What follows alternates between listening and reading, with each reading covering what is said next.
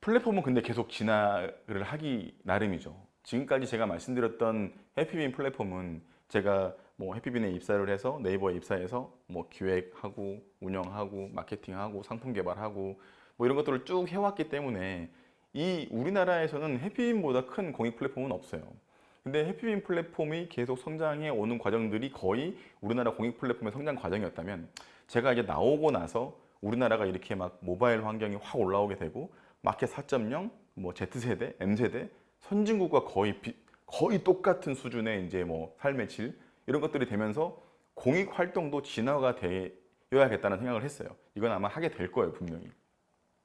자, 해피빈으로 시작이 되는데 해피빈도 처음에는 이렇게 뭐 가볼까, 공감 가게 이런 것들이 없었어요. 처음에는 그냥 기부 정도밖에 없었고 조금 아이디어를 낸 게 뭐 저금통, 블로그에다가 저금통을 달아서 같이 모아서 기부하는, 카페에 모아서 뭐 기부하는, 뭐 쿠폰, 기부 쿠폰 뭐 이런 수준이었다면 임팩트 비즈니스가 나오고 소셜이라는 말이 나오면서 공간 가게가 나오게 된 거예요.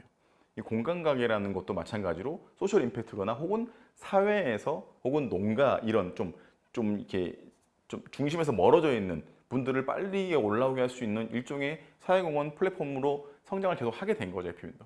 자, 해피빈 성장한 것은 이제 뭐 이 정도 수준으로 계속 성장을 하고 있는데 실질적으로 우리나라가 아닌 미국과 유럽에서는 개인들이 모금을 되게 많이 해요.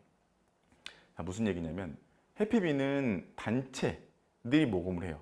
그게 뭐 비영리 단체일 수도 있고요. 아니면 아까 공간과외 같은 경우에는 소셜 사회적 기업일 수도 있고요.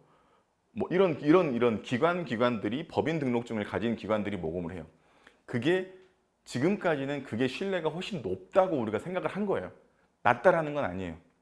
근데 미국이나 영국은 제가 처음에 중간쯤 말씀드렸던 것처럼 이들은 예전부터 이웃을 돕는 거에 대해서 교육적으로 계속 인지가 되어 있기 때문에 내 옆에 아픈 사람을 도와주는 게 그냥 되게 흔한 거예요.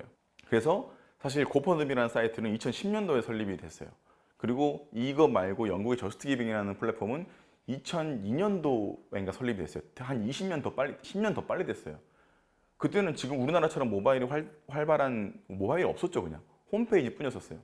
근데 이 고펀드미를 예로 말씀드리면 말 그대로 고펀드미예요. 나 좀 도와달라는 거예요. 근데 처음에 카테고리는 의료였었어요. 의료.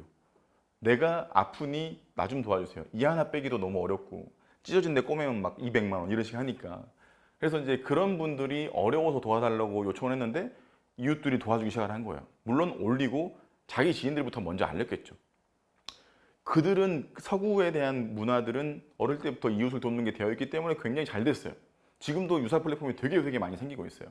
그래서 여기는 지금 현재 1년에 거의 한 1조 2천억 정도를 모으고 18초마다 한 건의 이런 모금함들이 생겨요. 왜냐하면 개인들이 만드니까. 되게 재밌는 걸로 우리나라 사람도 여기다 올리는데 제가 재밌는 걸 본 것 중에 하나가 저는 한국의 대학생입니다.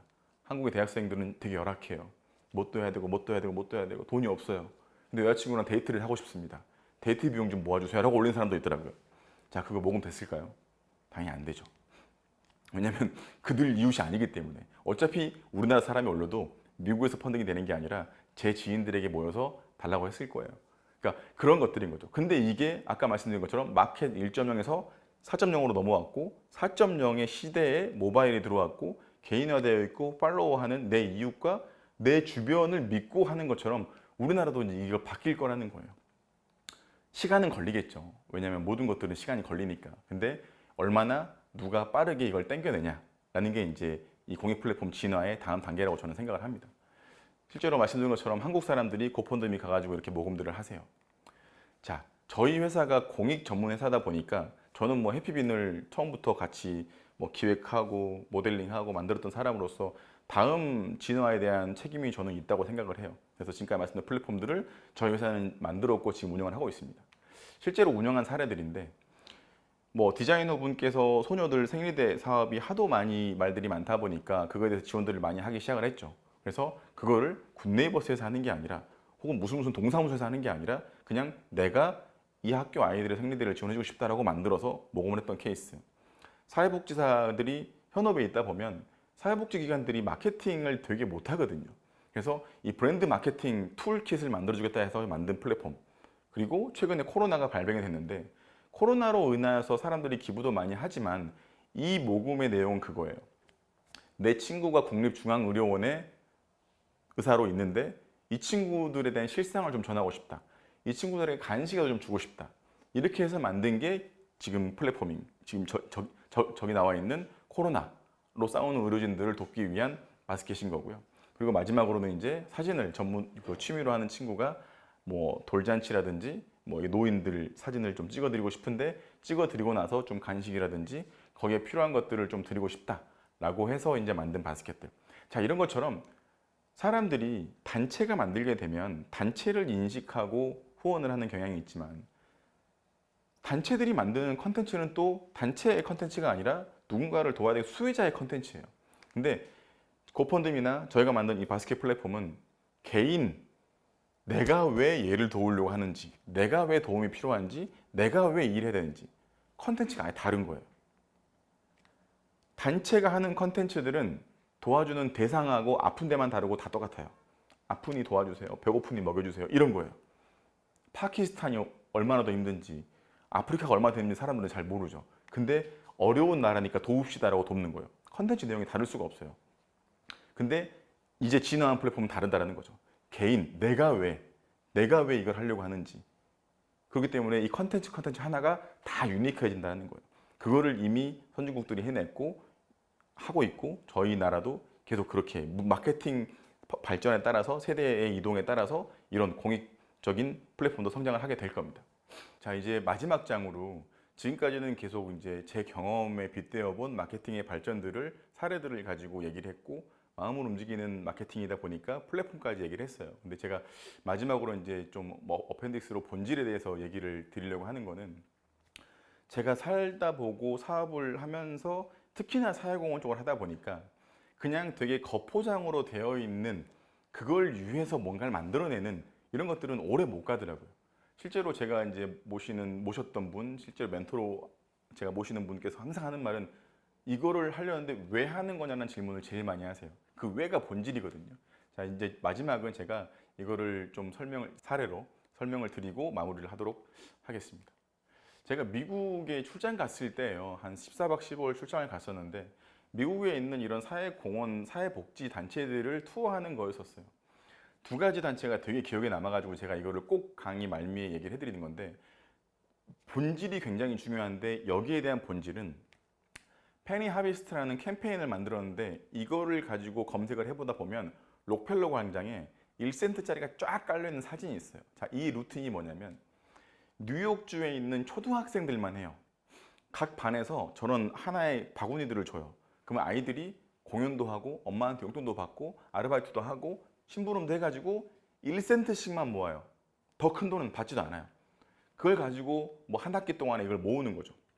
자, 모은 다음에 각 반에서 대표들이 모여요. 자, 이 모인 돈은 어디다 기부할까 상의를 해요. 그리고 돌아가서 또 반장이 반에 가서 또 상의를 해요. 이 과정을 거친 다음에 자, 이거는 이제 이런 곳들에 주고 싶습니다라고 한다면 교사 선생님께서 이런 관련된 단체들을 모셔와요. 그리고 어린 반장들을 앉혀놓고 그 PT를 해요. 단체들이 우리 단체는 이런 거고요. 이렇게 해서 너네들한테 마음에 들 거예요. 그래서 그거 모은 거를 절 주세요라는 PT를 해요. 교육이 수행이 되는 거죠.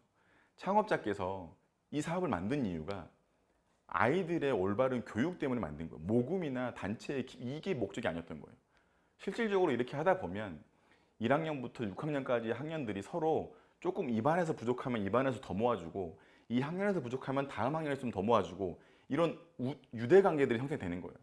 그래서 이거를 하는 이후에 캠페인 한 2, 3년, 4, 5년 막 쭉 지나면서 학교 폭력이 많이 사라졌다는 거예요. 거기서 제가 되게 많은 감동을 받았어요. 그래서 그분에게 제가 얘기를 했던 게 이 좋은 프로그램을 뉴욕주에서만 하지 말고 온라인을 통해서 전국적으로 하거나 글로벌하게 나가면 어떻겠냐. 미국인들이 항상 하는 말이 있죠. 네 말이 맞아 라고 시작을 하죠. 근데 지금까지 내가 말했던 이 캠페인의 본질이 훼손이 되지 않는다면 온라인으로 할 거야. 근데 나는 방법을 모르겠어. 자, 되게 맞는 말이에요.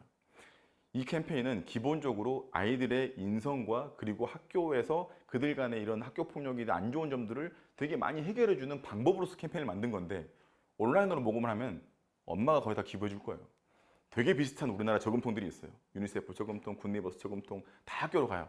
어느 날 우리 아이가 저금통 갖고 왔더라고요.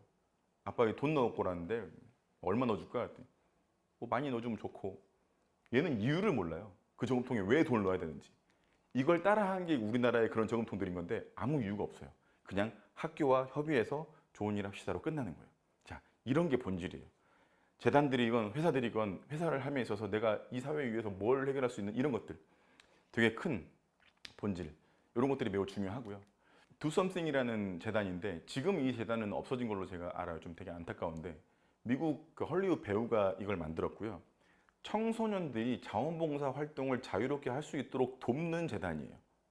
자, 여기에서 제가 또 이제 중요한 시사점 하나가 좀 전에는 그 캠페인 자체의 본질을 훼손시키지 않게끔 쭉 성장해서 그런 것들을 해결해 나가는 그 본질을 내겠다면 여기는 신뢰에 대한 부분이에요. 기업들이 후원도 해요. 실제로 자원봉사 청소년이 너무 잘하면 우리나라 새우깡 같은 봉지에 이달의 자원봉사 우수 학생 해가지고 올라가기도 해요. 자긍심을 엄청 주는 거죠. 이런 방법들을 막 만들어요. 그러면 그걸 후원하는 가자 회사는 이 아이들에게 활동비도 주겠죠. 기업들에게도 후원받고 부모들에게도 후원 받아가지고 이 청소년 아이들에게 후원금을 주는 거예요. 활동비를 주는 거예요. 굉장히 많은 활동팀들이 매년 막 모아요. 근데 그걸 물어봤어요, 저희가 이제. 청소년들이고 자산 뭐 이게 돈의 운영에 대해서 아직 익숙하지 않은 아이들인데 뭐 많이 주는 애들은 막 몇천만 원씩 준다고 하더라고요. 물론 이제 워낙 크겠죠. 작게는 몇만 원, 몇백만 원에서 하여튼 간에 그 돈을 줌에 있어서 나중에 그 아이들을 어떻게 검증을 하냐. 이게 우리나라 사람들의 질문이에요. 우리나라 비영리 기부하면 후기 언제 나오나요? 영수증 처리되나요? 이런 거예요. 근데 여기에 그 담당자분이 말을 하기를 우리는 아이들을 믿는다 했어요. 거기 한마디 다 끝났어요. 이 아이들의 활동을 돕기 위해서 이 단체를 만들었는데 이 아이들에게 활동비 주고 영수증 갖고 와 말이 안 되는 얘기인 거예요, 사실적으로. 근데 우리나라는 아직까지도 기부한 다음에 영수증은 이러고 있는 거예요. 되게 좀 이건 이제 여담인데 선진국일수록 비영리 단체들의 활동비가 크면 클수록 잘하는 단체라 그래요. 왜냐하면 실제로 활동할 사람들이 많은 거니까 국제구호 가면은 당연히 일할 사람을 줘야죠. 그 사람들이 자원봉사자만 있는 건 아니잖아요. 근데 우리나라는 행정비가 많을수록 사기꾼이라고 하죠. 여기서 내가 뭘 믿고 기부해 이런 얘기들 하는 거예요. 물론 그런 재단이 몇 개 있어가지고 지금 이런 좀 안 좋은 인식이 좀 팽배해진 것도 있긴 한데 기본적으로는 믿고 가는 사업이에요. 이 비영리라는 것 자체가. 그래서 제가 이제 마지막으로 이런 두 가지의 사례를 말씀드린 거는 오늘 제 강의를 들으시는 분께서 어떤 인사이트를 얻을지는 모르겠어요. 저도 뭐 강의를 많이 좀 이렇게 뭐 아주 많이는 않지만 뭐 이렇게 초정돼서 한 번씩 하다 보면 항상 제가 드리는 말씀은 강의를 하는 사람에게 뭔가를 배운 내용보다 듣는 사람이 필요한 거에 인사이트를 받아가는 거거든요. 그래서 제가 오늘 되게 많은 얘기를 했고 어떤 면에서는 앞뒤도 안 맞을 수 있고 저도 뭐 전문 강사나 교육자가 아니기 때문에 어떤 내용들은 틀릴 수도 있어요. 근데 제가 말했던 내용들의 흐름에 있어서는 제가 그동안 다 경험했던 거고 실제로 그런 위주로 얘기를 한 거기 때문에 오늘 뭐 이 강의를 들으시는 분들이시라면 좋은 인사이트를 찾아서 본인들이 사업하시는데 혹은 살아가는데 일을 하시는데 도움이 될 수 있었으면 감사하겠습니다. 강의는 이도한 마치도록 하겠습니다. 고맙습니다.